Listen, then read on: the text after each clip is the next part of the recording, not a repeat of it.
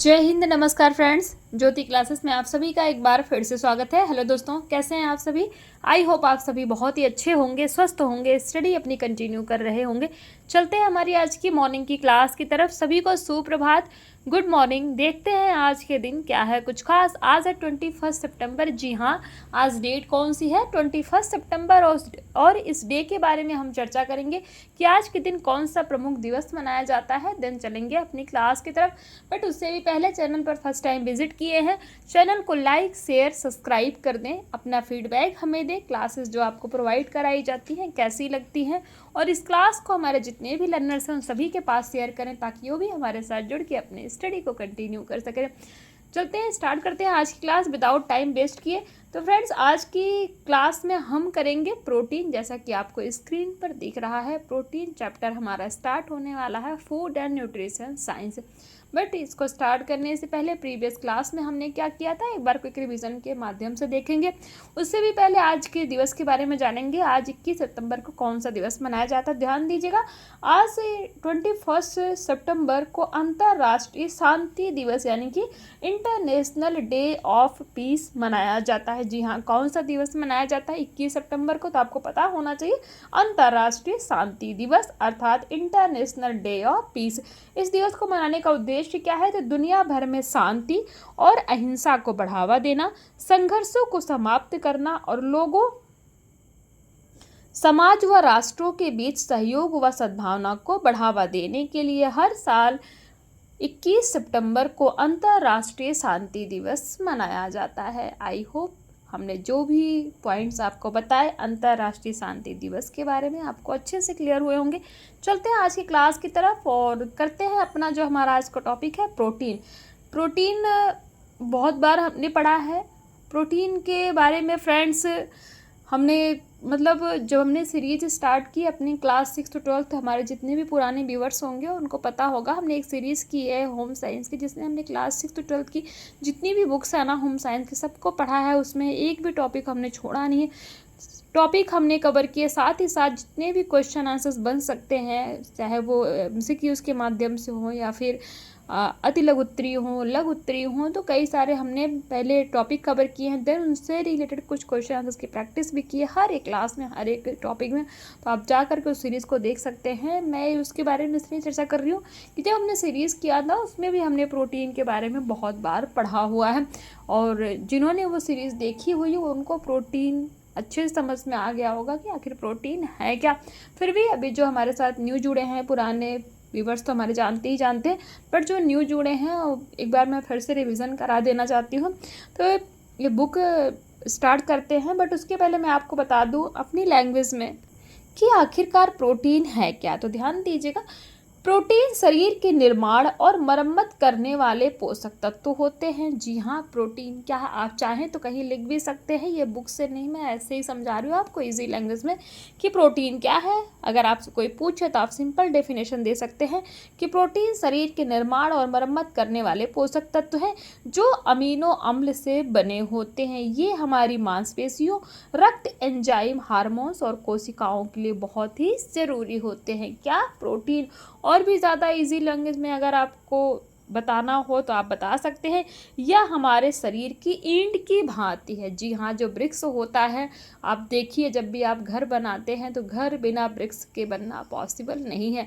तो वैसे ही हमारा शरीर क्या है, हम बिना प्रोटीन के हमारे शरीर का कार्य करना पॉसिबल नहीं है। तो प्रोटीन क्या है हमारे शरीर के लिए? एक वृक्ष की भांति यानी कि एक ईंट के भांति है। जैसे मकान ईंटों से बनता है वैसे ही हमारा शरीर प्रोटीन से बनता है। तो आपने समझा कि प्रोटीन कितना ही इम्पोर्टेंट है। तो प्रोटीन क्या है? प्रोटीन हमारे शरीर के लिए ईंट की भांति है। क्यों ईंट की भांति है? क्योंकि जैसे ईंट के बिना, वृक्ष के बिना आप मकान नहीं तैयार कर सकते हो, वैसे ही हमारा शरीर जो है प्रोटीन के बिना कार्य नहीं कर सकता। क्यों? क्योंकि हमारे शरीर में जितनी भी टूट फूट होती है उनकी मरम्मत करना, उनका निर्माण करना, ये सब किसका काम है? ये सारे कार्य ही कौन करता है? प्रोटीन।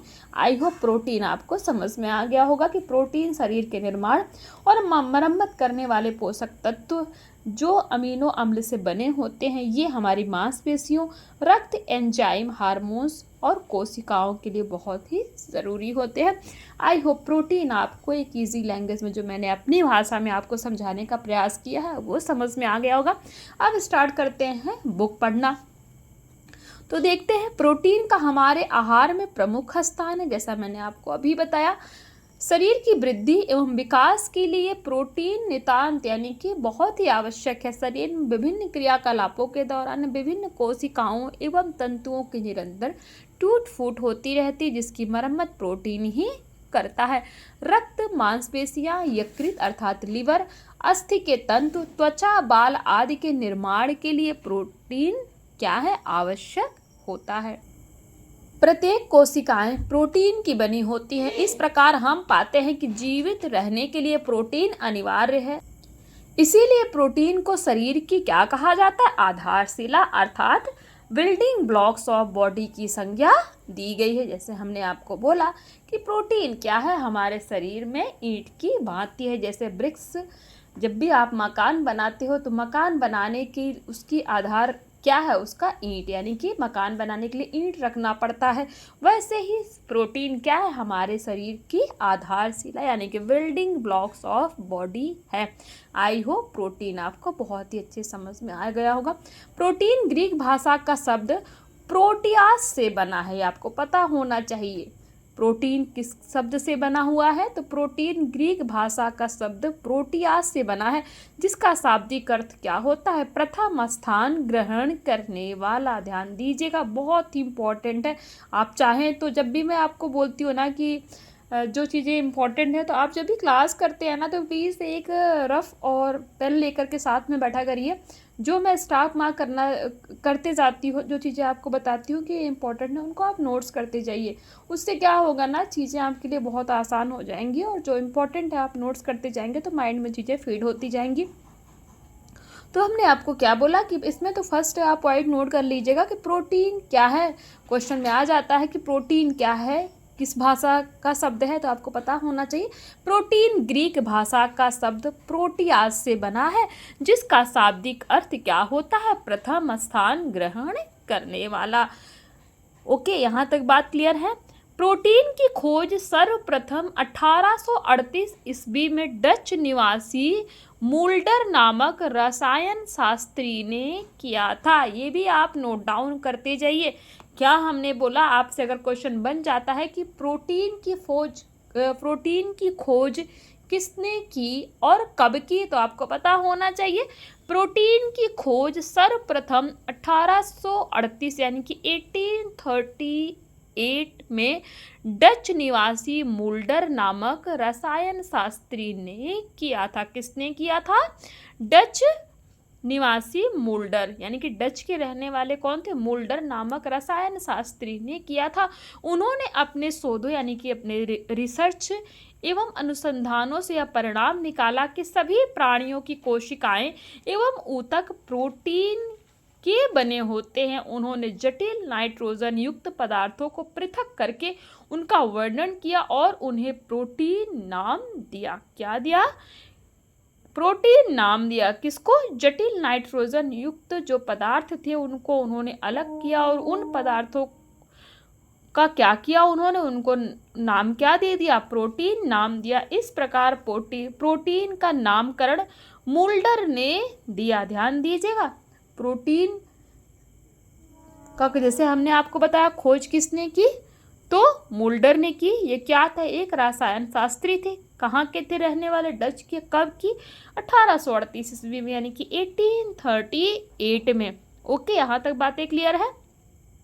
प्रोटीन शरीर में उपस्थित सभी पोषक तत्वों में से एक महत्वपूर्ण तत्व है। मात्रा अधिकता की दृष्टि से यदि अवलोकन किया जाए तो पता चलता है कि जल के पश्चात प्रोटीन का ही स्थान आता है। ठीक है, हमने क्या बोला कि प्रोटीन शरीर में उपस्थित सभी पोषक तत्वों में से एक महत्वपूर्ण तत्व है। अगर इसकी मात्रा की बात की जाए तो मात्रा की दृष्टि से यदि अवलोकन किया जाए तो पता चला कि जल के पश्चात प्रोटीन का ही स्थान आता है। क्यों, क्योंकि जैसे हमारे शरीर में क्या बोलते हैं कि भाई अगर हमें एक दिन खाना ना मिले तो हम हमें चलेगा, हम भूखे रह सकते हैं। लेकिन अगर हमें पानी ना मिले तो हम बिना प्यास, अगर प्यास लगे बिना पानी के हम जिंदा नहीं रह सकते। ठीक है, तो वैसे ही समझे आप कि हमारे शरीर में जैसे पानी आवश्यक है, तो पानी के बाद दूसरा स्थान किसका है? प्रोटीन का है। अर्थात शरीर में जल की मात्रा यदि पहले स्थान पर है तो प्रोटीन का दूसरे स्थान पर। हालांकि शरीर की विभिन्न क्रियाकलापों के संपादन के लिए कार्बोज एवं वसा आवश्यक है। कार्बोज एवं वसा से ही हमें ऊर्जा मिलती है, परंतु संरचना की दृष्टि से देखा जाए तो क्रियाशील ऊतकों के निर्माण में मुख्य घटक यानी कि मेन कंपोनेंट नहीं है। उदाहरणार्थ मांसपेशीय तंतु में मुख्य भाग क्या है? प्रोटीन है, और न्यून मात्रा में कार्बोज तथा अत्यंत न्यून मात्रा में वसा उपस्थित होता है। सभी जीवित प्राणियों की कोशिकाएं प्रोटीन के बने होते हैं।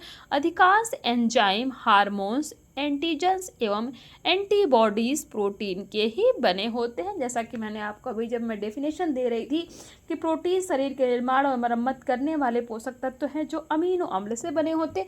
ये हमारी मांसपेशियों, रक्त, एंजाइम, हार्मोन्स और कोशिकाओं के लिए बहुत ही ज़रूरी होते। वैसे हम चीज़ देखो बुक में भी ये बता रहे हैं। शरीर रचना की दृष्टि से यदि देखा जाए तो पता चलता है, क्या पता चलता है कि शरीर के शुष्क वजन यानी कि ड्राई बॉडी वेट का आधा भाग क्या होता है? प्रोटीन होता है। जी हाँ, शरीर का जो ड्राई बॉडी वेट होता है उसका आधा भाग क्या होता है? प्रोटीन होता है। कुल शारीरिक वजन का 1/3 भाग मांसपेशियों में और 1/5 भाग अस्थियों में, 1/10 भाग त्वचा में तथा शेष भाग अन्य ऊतकों, लसिका, रक्त, श्लेष्मिक तरल, प्रमस्तिष्क मेरु तरल, जिसको हम क्या बोलते हैं? Cerebrospinal fluid, cerebrospinal fluid, hormones, enzyme, antibodies बाल आदि में पाया जाता है। कोशिकाओं के केंद्र में भी प्रोटीन न्यूक्लियोप्रोटीन के रूप में विद्यमान रहता है। रासायनिक संगठन देखें तो केमिकल कॉम्पोजिशन, तो प्रोटीन एक कार्बनिक यौगिक है। इसमें कार्बन, हाइड्रोजन, ऑक्सीजन एवं नाइट्रोजन तत्व पाए जाते हैं। इसके अतिरिक्त कुछ प्रोटीन के अणुओं में सल्फर एवं फास्फोरस भी उपस्थित रहते हैं। कुछ प्रोटीन अणुओं के साथ कुछ अकार्बनिक तत्व जैसे लोहा, तांबा, आयोडीन, कोबाल्ट एवं अन्य लवण भी उपस्थित रहते हैं। प्रोटीन में मुख्य भाग क्या है? नाइट्रोजन होता है। ध्यान दीजिएगा, प्रोटीन में नाइट्रोजन सबसे अधिक मात्रा में पाया जाता है। नाइट्रोजन की उपस्थिति के कारण ही प्रोटीन कार्बोज एवं वसा से भिन्न यानी कि अलग होता है। नाइट्रोजन की उपस्थिति के कारण ही प्रोटीन को नाइट्रोजन भोज्य तत्व यानी कि नाइट्रोजन युक्त पदार्थ भी कहा जाता है। ये आप देख सकते हैं, एक टेबल है इसके अनुसार। तो कार्बन, ये जो सी इंडिकेट कर रहा है ना, कार्बन को इंडिकेट कर रहा है, ध्यान दीजिए। O2 क्या है? ऑक्सीजन, N2 नाइट्रोजन, H2 का मतलब हाइड्रोजन, S का मीन्स सल्फर और P का मीन्स क्या है? फास्फोरस। ओके, तो ये आप इसमें कंफ्यूज मत होइएगा। कार्बन कितना पाया जाता है प्रोटीन में? 50%, ऑक्सीजन 32%, नाइट्रोजन 16%, हाइड्रोजन 7, सल्फर 3 और फास्फोरस 3। ओके, तो ये आप देख सकते हैं टेबल के माध्यम से। अमीनो एसिड प्रोटीन जल अपघटन के बाद वह अपनी सबसे सरलतम इकाई अमीनो अम्ल एसिड में टूट जाता है। क्या होता है? प्रोटीन जब जल अपघटन करता है तो उसके बाद वह अपनी सबसे सरलतम इकाई अमीनो अम्ल में टूट जाता है। अतः अमीनो अम्ल प्रोटीन की लघुत्तम इकाई है। कई अमीनो अम्ल आपस में मिलकर प्रोटीन का निर्माण करते हैं, इसलिए अमीनो अम्ल को प्रोटीन का आधारीय स्तंभ यानी कि बिल्डिंग ब्लॉक्स भी कहा जाता है। ध्यान दीजिएगा, यहाँ पे क्या हमने बोला, कई अमीनो अम्ल आपस में जब मिल जाते हैं तो क्या होता है? प्रोटीन का निर्माण होता है। इसीलिए अमीनो अम्ल को क्या कहा जाता है? प्रोटीन का आधारीय स्तंभ अर्थात बिल्डिंग ब्लॉक्स भी कहते हैं। अमीनो अम्ल की संरचना को देखा जाए तो पता चलता है कि इसमें मुख्य 2 समूह होते हैं। क्या? अमीनो अम्ल की संरचना में मुख्य 2 समूह होते हैं। पहला क्या है? अमीनो समूह क्षारीय प्रकृति का होता है और प्रोटीन को क्षारीय गुण प्रदान करता है। दूसरा कार्बोक्सिल समूह, ओके, या अम्लीय प्रकृति का होता है और प्रोटीन को अम्लीय गुण प्रदान करता है। अतः उपरोक्त दोनों समूह की उपस्थिति के कारण अमीनो अम्ल की प्रकृति क्या होती है? उदासीन यानी कि नेचुरल होती है। नेचुरल नहीं फ्रेंड, ध्यान दीजिएगा, न्यूट्रल होती है। ओके, अमीनो अम्ल के इस गुण में समानता होने पर भी इनका संगठन प्रकार, रासायनिक तत्वों का अनुपात एवं उनकी व्यवस्था क्या होती है? भिन्न भिन्न होती है। अमीनो अम्ल का रासायनिक सूत्र आप देख सकते हैं, ये क्या है? अमीनो अम्ल का रासायनिक सूत्र। आई होप ये चीज़ें आपको समझ में आई होंगी। परंतु सभी अमीनो अम्ल एक जैसे नहीं होते, इनमें भिन्नता पाई जाती है और इसका मुख्य कारण क्या है? आर समूह की प्रवृत्ति के भिन्नता के कारण होता है। हाइड्रोजन कार्बोक्सिल समूह तथा अमीनो समूह सभी अमीनो अम्ल में एक जैसे ही होते हैं। सन 1920 ईस्वी में एमिल फिशर एवं हॉम फिशर, कौन? एमिल फिशर एवं हॉम फिशर ने बताया कि अमीनो अम्ल पेप्टाइड बंध के द्वारा एक दूसरे से जुड़े रहते हैं। इसमें अमीनो अम्ल का कार्बोक्सिल समूह दूसरे अमीनो अम्ल के अमीनो समूह से जुड़ जाते हैं और डाइपेप्टाइड अमीनो अम्ल क्या करते हैं? का निर्माण करते हैं। इस क्रिया में एक अणु जटिल भी निकलता है। तो ये देख लीजिए, अमीनो अम्ल डाइपेप्टाइड अमीनो अम्ल पानी। तो ये आपको समझाना पड़ेगा फिगर के माध्यम से, इसकी क्लास अलग से लूँगी मैं। अगर आपको ये समझ में आ गया होगा तो ठीक है, नहीं तो आप कमेंट करके बताइएगा। इसको आपकी मैं एक अलग से क्लास लूँगी जिसमें आपको ये मैं समझाऊँगी। ये जो आपको ये दिख रहा है ना समीकरण, ये अच्छे से आपको समझाया जाएगा, इक्वेशन जिसको बोला जाता है।